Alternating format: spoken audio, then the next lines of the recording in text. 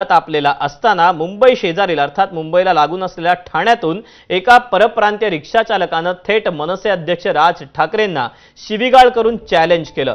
ठाण्यातील गांधीनगरच्या पोखरण रोड परिसरातला हा व्हिडिओ आहे। ठाण्याचे मनसे जिल्हाध्यक्ष अविनाश जाधवांना देखील धमकी दिली। गाडी लावण्यावरून वाद झाल्यानंतर एका रिक्षा चालकाने ही मुंबई नाही ठाणा आहे, ठाण्याचा गांधीनगरचा भाग आहे, इकडे फक्त उत्तर भारतीयांचं चालेल अशी धमकी दिली। दरम्यान हा वाद तापल्यानंतर पोलिसांनी या उत्तर भारतीय रिक्षा चालकाला ताब्यात घेतलं आणि परप्रांतीय रिक्षा चालकाने माफी मागून झालेल्या वादावर पडदा टाकण्याचा प्रयत्न केला।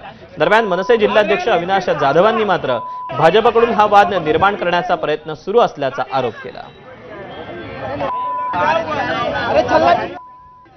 हे सगळं भारतीय जनता पक्षाकडून सुरू आहे।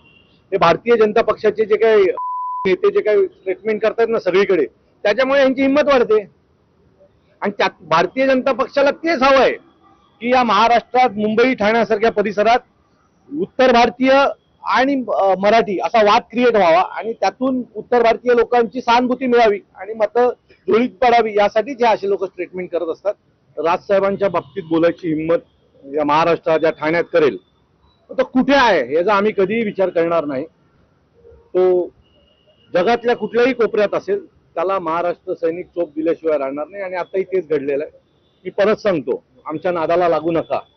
हे भैये बिये तुम्ही तुमच्या घरी राहा, आमच्या नादाला लागलात तर तुमचा कार्यक्रम फिक्स आहे। मनसेनं असा इशारा दिल्यानंतर आता परप्रांतीय रिक्षा चालकानं माफी मागितली। रिक्षा चालकानं पोलीस ठाणं गाठलं आणि माफी मागितली। पाहूया।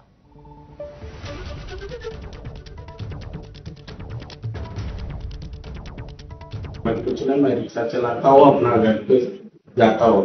घर पे जा रहा था मैं शाम को। मैं आज ना ऐसा अभी गलती नहीं होगा मेरे पास, मेरे को कोई नहीं बोला है कि हाँ तू ऐसा बोल ये कर वो कर। मैं किसी दबाव में नहीं, मैं कुछ मैं पिया था, पीने में मेरे से गलती हो गई, कृपया करके माफ कर दो। माननीय हाथ जोड़ विनती करता हूँ, सारे कान उठक बैठक करता हूँ।